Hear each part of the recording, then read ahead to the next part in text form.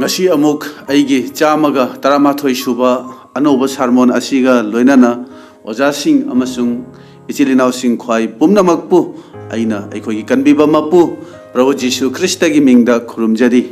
ngasi gi numida sida aigi chamaga taramathoi suba sarmon asigi hiram oina thamjaba adudi awaba amadi cheksinba asumna thamjabani aduga hariba hiram asiga maril lainaba Bible gi pandu padadi mayam ama paba yai adubu aina mafam amadagi mafam amakhaktadagi ai pathokchage taminasi laisolisi number 38 pada ama sidagi isorgi wahyasi yengminasi itomta hajarami aihak lamchat chumnaba cheksin batai ichin china lang thak tanaba honaba tai fattaba mi singi mangda ichin nasi Fibun namduna thambatai tamina khraba ibungo mahaki wahayasi tajari bai khoi mayam gi mathakta ibungo na borpina biba oisanu amen ngasi gi numida sida aina phongdok chaning basidi Christian punsi asida aikoina cheksil lagadi awaba natraga khudong thiba nangbase khara makhaidi hanthagadra aina khanjabani adum oina mak athemba awaba amasung khudong thiba nangba haibasidi Christian aikoigi punsi da asum nangduna ta leiribani aduna awaba amadi cheksinba haibasigi matangda aikoi ngasi Bible dagi aikoi yengminasi aikoida cheksinba haibase yaudradagadi awaba khudong thiba sidi yamna nangba tabani awaba khudong thiba si nangmanbagi maramna ichilinau kharamadi manglomda chenkhatpa natraga mai pakpa Christian punsi oiba ngamdabani aduga makhoigi punsi da karigumba bor amatasu phangba ngamde makhoidugi punsi awa anana yomsinduna makhoi si leibani yengbada makhoi yamna nunga yai phaba ingtha tapthana panba mi malagasu thamoidadi makhoigi thawai ado yamna pendaba nungaiba langtaknabana pik thalaga makhoi hingbani Christian punsidi awa anana thanba punsini athembana thanba punsini haragasu aikhoina cheksin lagadi haibadi Bible na cheksin na ba takpiriba wafam singadu da cheksin lagadi awaba nangloidaba mafam dudasu awaba khudong thiba nangbase khara makhaidi soidana hantahanba yagadra haina ina khanjabani aduna hairiba wafam asida isorgi wahidagi aikoi yengminasi ahanban ningthauron panduk anigi pada mari ahanban ningthauron panduk ani pada mari asida aikoi yengsi nahangna pumna maksi kaidana chatlabadi mapu ibungona aingonda takpi khiba wasingdo amatta kaidana thunghanbigani ibungona takpikhi nahaki dharana yamna cheksinna chattuna thamoi amadi thawai hakchang yauna aigi yathangsindu ngaklabadi nangi dharadagi Israel gi ningthawoina pangadaba mi watloi nungsiraba marupsing wafam sigi matangse mapu ibungona ningthau Davidta haikhibadu Davidna muk machanupa Solomonda haibibani mapu ibungona Davidta haikiba nahaki dharana yamna cheksinna chattuna thamoi amadi thawai hakchang yauna aigi yathangsindu ngaklagadi nangi dharada Israel gi ningthawoina pangadaba mi watloi haina haikiba wafam adu Davidna amuk Solomonda haibibani aduna aikhoina cheksinlagadi isona aikhoigi damakta yamna afaba wakhal khanbibani aikhoina cheksinnaba amasung singlupna cheksinnanaba isona haibibase aikhoigi afaba yaifaba oinabagi damaktani aikhoina awaba natraga mangjabase mahakna pamde aduna mahakna haibasi nahakna cheksinlagadi nangi dharadagi ningthawoina pangadaba mi watloi hena haibani Isona Davidta haikhiba wafam ase ngasi nang aigi ifamda singlupta hairibani aigi tungda lakadaba charon suronda haibiribani aduna nang aina cheksilagadi ibung manungda isorgi thaujal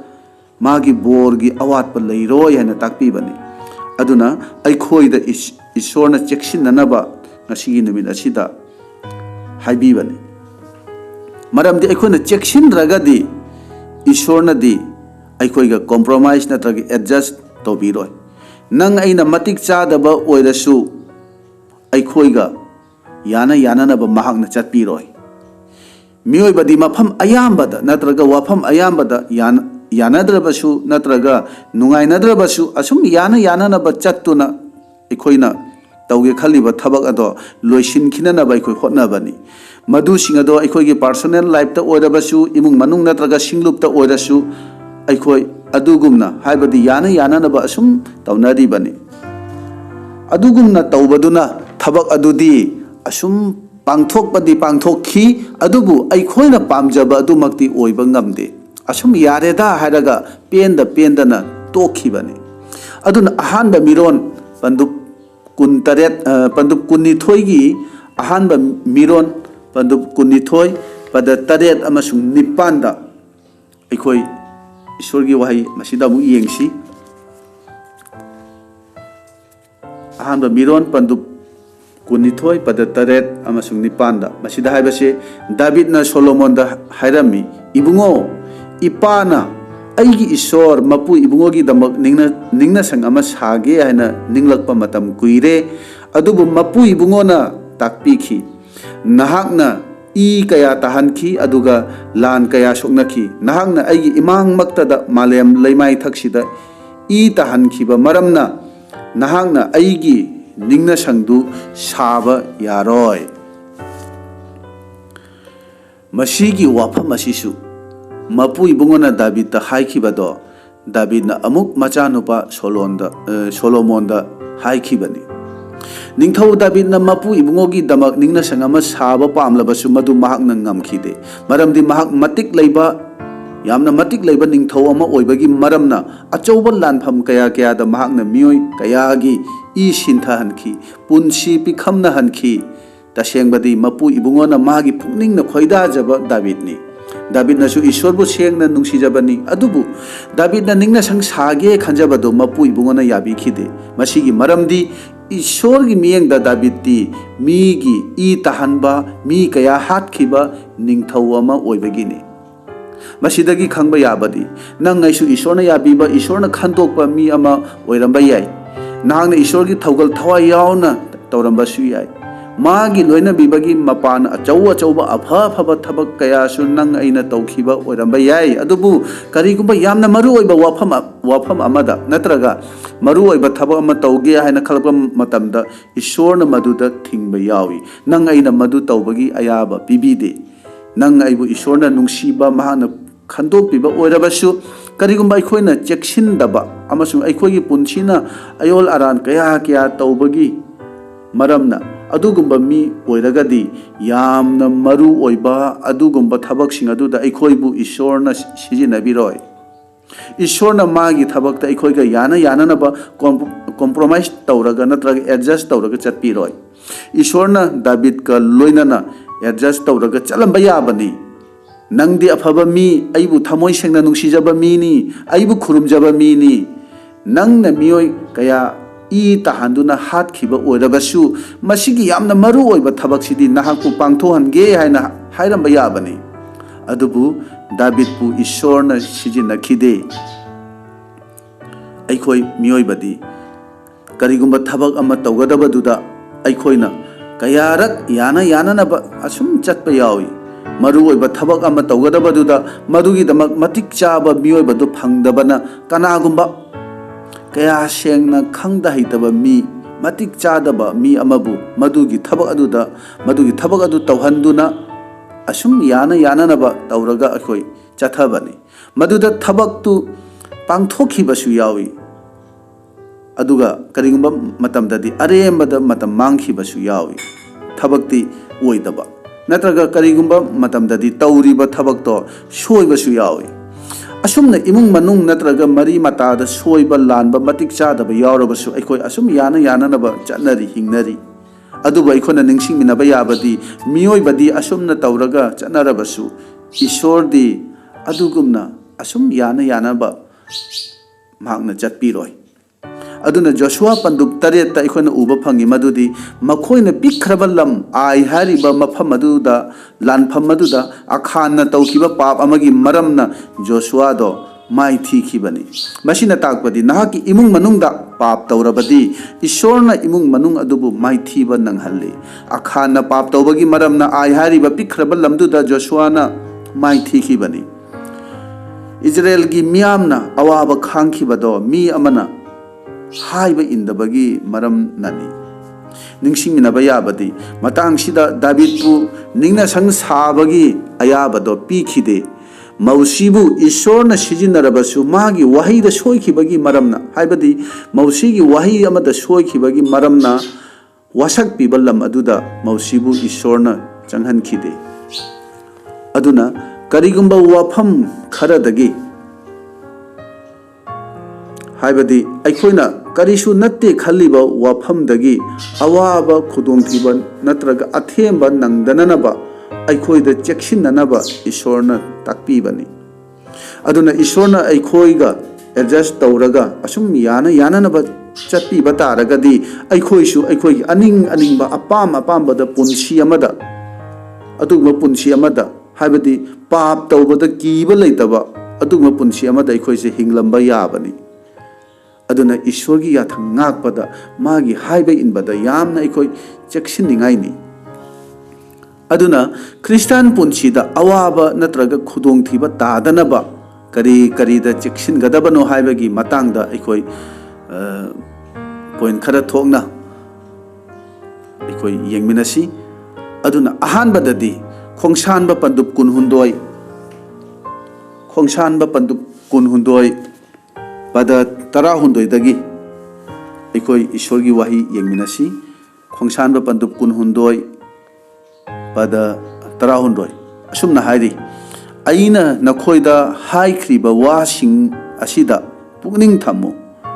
atei lai amatta khurumganu makhoigi maming phauba panganu nungsiraba marupsing kari matangda chekshin gadabano haibasida masida Ishorna haibasi atopa lai singi ming phauba palloidabani haina hairi karigumba matamdadi aikhoina mi atopada wari sanabasida aikhoigi Ishorgi wari asi tokthoklaga atopa dharmagi lai singi matangda hena ngangba natraga sandokpa yauribani masi maruoina evangelist singna pau sandokpa chatpa matamda masi yamna thoi atopa singna Jesugi maramda ngangba chaiba matamda aikhoina su makhoigi lai singi maming palladuna makhoigi punsi wari makhoigi phajadaba asoiba singdu haiba yauribani maduda aikhoina khanthagadobadi Jesugi maramda sandokpa natana lai sing adugi maramda hena aikhoina sandokpa oina thoi haibasini masida hariba wafam asida aikoi toina aikoi soiribani kanagumba amattabu ngangba chaiba wayenba se aikhoigi thabak natte masidi Ishorgi thabakni haibase masi aikoi khangba tai Ishorna yadaba atopa lai singi ming panbagi mahuttadi Bible gi lairik humbutaru asida yauriba Jesugi angakpa thabaksing Ishorgi nungsiba sida sandokpada aikhoina loisinba ngamloi haibase aikoi khangba phai atopa lai singi phattaba mayamda panduna ngangbana aikhoina atopa singi thawai bu kanbada wana thokani khatnaba chainaba nungsinadaba hena thokpa yabani yamna tangna mi khara khaktanadi thajarakpasu yai adubu ayambanadi thajaroi maramasina singlukna ngamliba makhaidi atopa lai singi ming pandanaba ikoi chekshinsi natrabadi awabada taba yai atopa dharma atopa lai singi maramda khanglabasu ngangdaba phai maramdi hojiki matam asidadi Christian gi mayokta rajniti gi oiba akanba safu amasu leiribani Ishorna ikoibu Jesugi pau sandoknabagi damakta thabibani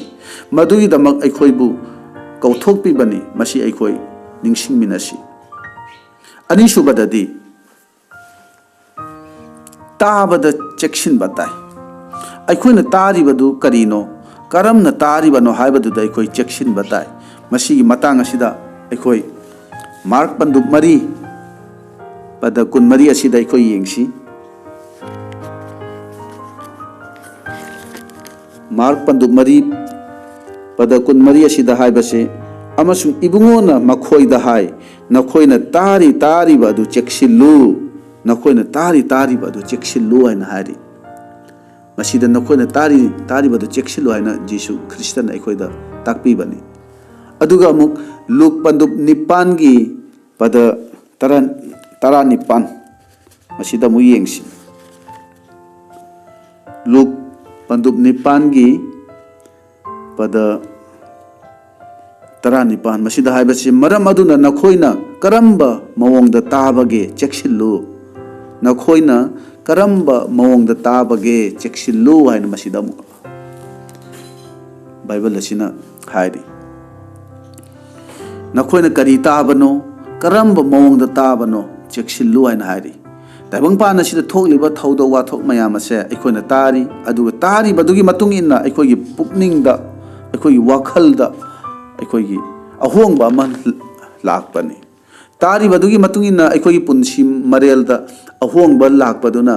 मदुना मरम ओइरगा मदुदा खुदोंथीबा नंगबा याय नत्रगा तारिबदुना मरम ओइरगा ईश्वरगी बोरसु फंगबा याय हाइजनिंगबदी ताबदुगी मरमना करिगुंबमदी हाइबदी positive नत्रगा negative ती अखोइदा ओइबनी मसीनी मरम मसीना अखोइना तारिबदु करिनो करमना तारिबनो मसीदा अखोइ चेक्सिन बताय नत्रगदी अवाबा नंगबा याबनी हौजिकी मतम मसीदा मखल मखल की पाव संदोकपा कया बाइबल गा चानादबा सारमन कया तारी बदुगी मतुंग इना अखोइगी पुंसीना अखोइगी पुकनिंगना अखोइ फिरेप लौरिबनी अदुना अखोइ यामना चेक्सिन बताय अदुगा खुदम ओइना कनागुंबा अमना लांजदबा मी अमगी मरमदा लाना संदोकपा तारगा यामना फजदबा मोंगदा संदोकपा तारगा तारिबा अखोइनासु मीदो अरानबनी हाइना हेक्ता लौइ अरानबनी हारिबा मी अदुगी मरमदा अखोइना असेंगबदु खंगदना मीगी मपावदगी लाली हाइना अखोइगी पुकनिंगना मी अमबु हेक्ता लौबसे मसी अचुंबा नत्ति अदुना जीसुना हारि करी तारिबनो करमना ताबनो चेक्सिल्लु हारि तारिबा वाफमदु तसेंगलबरा असुमना ओइबरा हाइबसे हाना अखोइ फजना खंगननबा अखोइ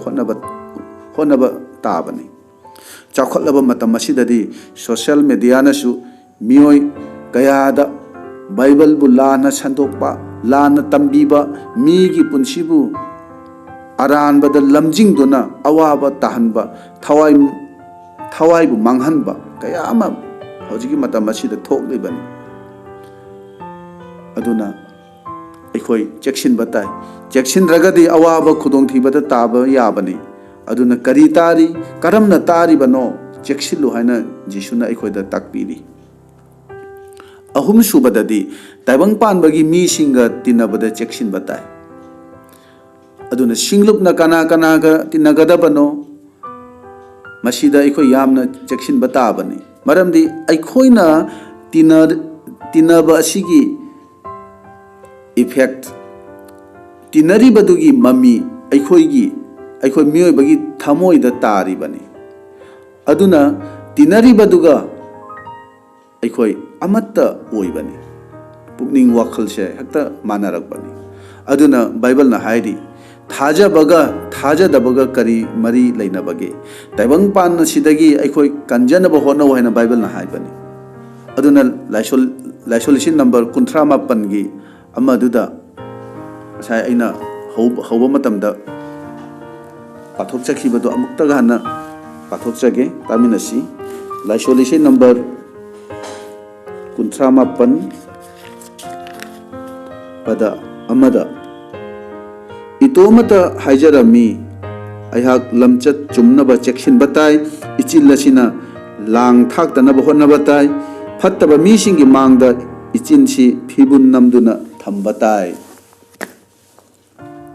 मतंगसिदा फत्तबा मीसिंग हाइबसे ईश्वरगी वहाईबु खंगदबा खंगलबसु इन्ना चत्तबा सिंग अदुनी मखोय अदु ताइबंग पानबगिनी मखोय अदु ताइबंग पानगी मीनि हाइबसे बाइबल ना हाइरिबा मीसिंग असिगी मरमदा मखोय सिंग असिगी ममांगदा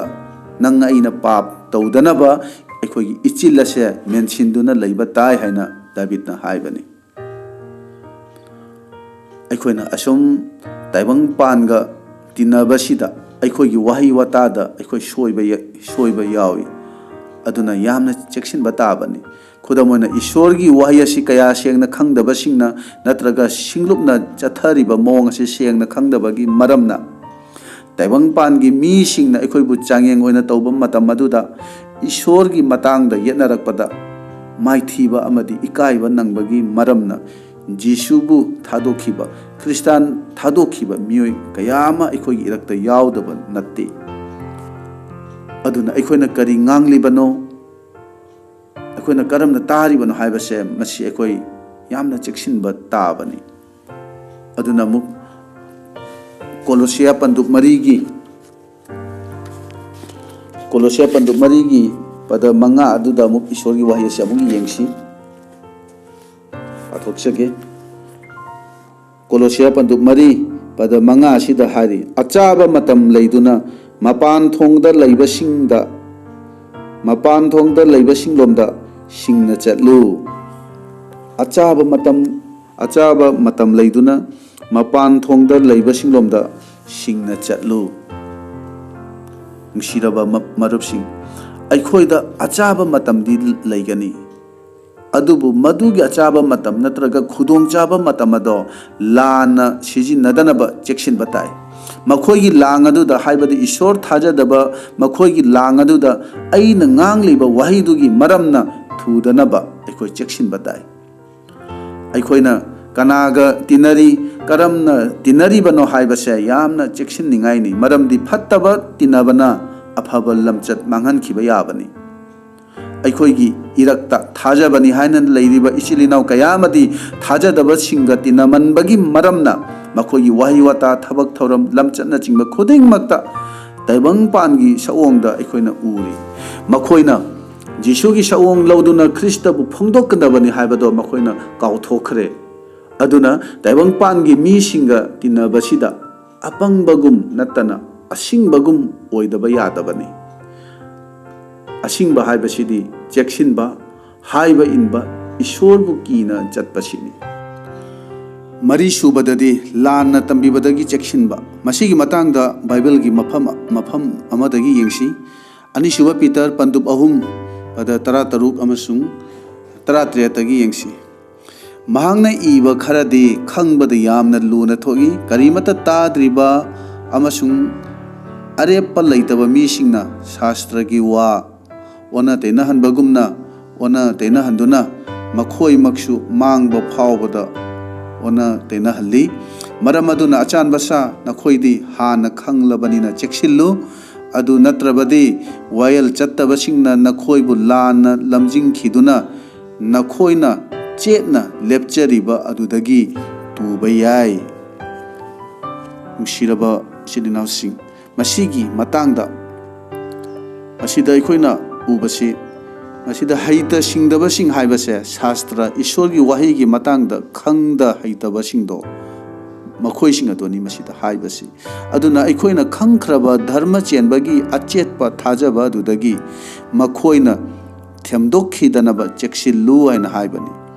ꯍꯧꯖꯤꯛꯀꯤ ꯃꯇꯝ ꯑꯁꯤꯗꯗꯤ ꯕꯥꯞꯇꯥꯏꯁꯀꯤ ꯈꯦꯠꯅꯕ ꯄꯨꯊꯣꯛꯇꯨꯅ ꯁꯤꯡꯂꯨꯞꯀꯤ ꯃꯤꯡ ꯑꯃꯁꯨꯡ ꯁꯤꯡꯂꯨꯞ ꯆꯠꯊꯕꯒꯤ ꯃꯑꯣꯡꯗ ꯈꯦꯠꯅꯕ ꯄꯨꯊꯣꯛꯇꯨꯅ ꯄꯥꯎ ꯁꯟꯗꯣꯛꯄꯒꯤ ꯃꯑꯣꯡꯗ ꯈꯦꯠꯅꯕ ꯑꯁꯤꯅꯆꯤꯡꯕ ꯍꯤꯔꯝ ꯀꯌꯥꯗ ꯄꯨꯊꯣꯛꯅꯗꯨꯅ ꯊꯥꯖꯕ ꯃꯁꯦꯟꯇ ꯑꯃꯒ ꯆꯤꯡꯊꯣꯛꯅꯅꯕ ꯃꯤꯆꯪ ꯈꯣꯝꯅꯕꯒꯤ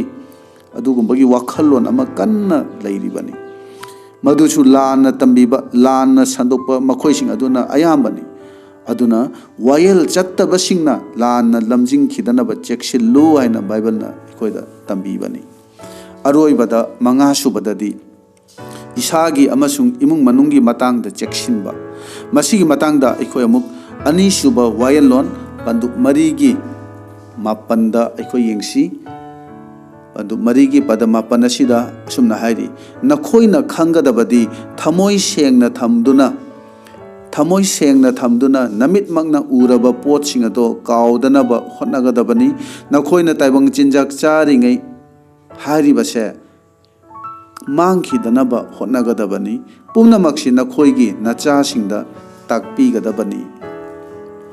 ꯃꯁꯤꯗ ꯍꯥꯏꯕꯁꯤ ꯅꯪꯅ ꯎꯈꯤꯕ ꯑꯃꯗꯤ ꯇꯥꯈꯤꯕꯗꯣ ꯃꯇꯝ ꯄꯨꯝꯕ ꯅꯤꯡꯁꯤꯡꯅꯅꯕ ꯅꯪꯒꯤ ꯊꯃꯣꯏ ꯑꯗꯣ ꯁꯦꯡꯅ ꯊꯝꯃꯨ ꯌꯥꯝꯅ ꯆꯦꯛꯁꯤꯜꯂꯨ ꯑꯗꯨꯒ ꯃꯗꯨꯁꯤꯡ ꯑꯗꯣ ꯅꯆꯥꯁꯤꯡꯗ ꯑꯃꯗꯤ ꯅꯁꯨꯁꯤꯡꯗ ꯇꯥꯛꯄꯤ ꯇꯝꯕꯤꯒꯗꯕꯅꯤ ꯍꯥꯏꯅ ꯍꯥꯏꯔꯤ ꯑꯗꯨꯅ ꯑꯩꯈꯣꯏ ꯋꯥꯐꯝꯁꯤꯒꯤ ꯃꯇꯥꯡꯗ ꯏꯁꯥꯕꯨꯁꯨ ꯑꯃꯁꯨꯡ ꯏꯃꯨꯡ ꯃꯅꯨꯡꯕꯨꯁꯨ ꯌꯥꯝꯅ ꯆꯦꯛꯁꯤꯟꯅ ꯉꯥꯛꯁꯦꯟꯕ ꯇꯥꯏ ꯃꯤ ꯑꯌꯥꯝꯕꯗꯤ ꯋꯥꯐꯝꯁꯤꯒꯤ ꯃꯇꯥꯡꯗ ꯆꯦꯛꯁꯤꯟꯗꯕꯒꯤ ꯃꯔꯝꯅ ꯃꯈꯣꯏ ꯃꯁꯥꯃꯛ ꯑꯃꯁꯨꯡ ꯏꯃꯨꯡ ꯃꯅꯨꯡ ꯉꯥꯛꯁꯦꯟꯕꯒꯤ ꯃꯇꯥꯡꯗ ꯃꯥꯏꯊꯤꯕ ꯑꯃꯗꯤ ꯑꯋꯥꯕ ꯍꯥꯏꯕꯗꯨ ꯑꯣꯏꯔꯤꯕꯅꯤ ईश्वर की मरम दा नंग अइना ताखिबा उखिबा सिंग अदुगी मतंग दा अखोय यामना चेक्सिनबा ताबनी मधु सिंग अदो अखोय थमोय दा चेक्सिनना थंबा ताय मरम दे अइना फजरे अइना तारिबा सारमोन फजरबा ईश्वर की वाही सिंग असे ताबा खग नत्तना अखोयना खंगबा खग नत्तना अखोयना तारिबा अखोयना खंगलिबा अदुगी मतुंग इना अखोयगी पुंसी मरेल असेना चटपा ताबनी अखोयना हिंगबा ताबनी अइना ताखिबा असेंगबा वाही अदुगी ओना तेनाबदा अइना चटलबरा हाइबसे अखोय खंथबा ताय नंग अइना ताखिबा अचुंबा असेंगबा वाही अदो इचा इशु सिंगदा तंबीदुना ईश्वरबु कीना चटपदो अखोयना तंबीबा ताबनी मी अयामबदी मसी तौदबगी मरमना थाजरिबा मखोयना लैखिद्रबा मतुंगदा अमुक नौना हौरक्लिबा मिरोनगी दमक्ता अमुक अनोबा पास्टर अनोबा एवांजलिस्ट अमुक नौना पाव संदोकपा नौना काउंसलिंग तौबा मथौ तारिबनी मसीगी मरमदी अखोयगी तौफम थोकपा थौदांग ईश्वरना अखोयदा सिनाबीबदो थौसादबा चेक्सिनदबगी मरमनी मियोय खुदिंगमकना मसा मसागी इमुंग मनुंगी थवाइदा लमजिंगबगी दायित्वदो लौनरगदी लाकदबा मतमसिंग अदुददी मी मयाम अमा ईश्वरबु लौसिनगनी ईश्वरगी मनाक्ता चटकने हाइबसे अखोय थाजबा याबनी अदुना अखोयना तारिबा उरिबा सिंग असे फज्जना ngaksenduna अखोयगी थमोय असिदा सेंगना थमदुना चेक्सिनना थमदुना मदुदा पुंसी मरेल ओइदुना इचा इशू सिंगदा तंबीद्रगदी नंग अइना सीबदा अखोयना खंखिबा उखिबा ताखिबदसु असुम लोइखिगनी मसी यामना किनिंगाइनी अदुना अखोयगी रेस्पोंसिबल अखोयगी थौदांग अदो खंद्रगदी इसा इसा से चेक्सिनद्रगदी तुंगदा हौरक्लिबा मिरोनगी दमक यामना अवाबा अमदी खुदोंग थिनिंगाइनी मदुना मरम ओइरे हारगा क्रिस्तान सिंगलुप सोंथबा सीथबा ओइखिबा याबनी अखोयगी सिंगलुप फावबा अखोय मांखिबा याबनी अदुना नुंसिरबा मरुपसिंग ngasiगी नुमिद असिदा पॉइंट खरा थोकना हाइदोकचखरबा तामिनखरबा वाहिसिंग हाइबदी ईश्वरना मियोइबगा याननबा कॉम्प्रोमाइज नत्रगा एडजस्ट तौरगा चटपिरोय अदुगा पॉइंट मंगा अदुदा अहानबदा अतोपा लाइगी मिंग फावबा पनगनु अनिसुबदा करी तारी करमना ताबनो मदु चेक्सिल्लो अहुमसुबदा ताइबंग पानगा तिनाबदा चेक्सिल्लो मरीसुबदा लाना तंबीबदगी चेक्सिल्लो मंगासुबदा इसाबु अमसुंग इमुंग मनुंगबुसु चेक्सिनना ngakshenba हाइरिबा वाफमसिंग असिदा चेक्सिनद्रगदी अखोयगी पुंसीदा अवाबा खुदोंथिबा मयाम अमा नंगबा याबनी मसीगी अवाबा खुदोंथिबा अदुदगी नानथोकननबा कोकननबा होनबदा नंग अइगी पुंसी लोइखिबा याय मदुना मरम ओइरगा थावाइगी पुंसीदा अखोय चौखतपसु लैरोय मरम मसीना अखोय अवाबा खुदोंथिबा नंगदौबा अदुदगी लापना लैननबा अखोयदा बाइबलना चेक्सिननबगी मतंगदा तंबीरिबा वाफमसिंग असे अखोयगी थमोयदा चेतना थमननबा अखोय होनरसी तामिनखरबा वाहिसिंग असे अखोय मयामगी मथक्ता इबुंगोना नहौनना थौजानबिबा ओइरसनु आमेन।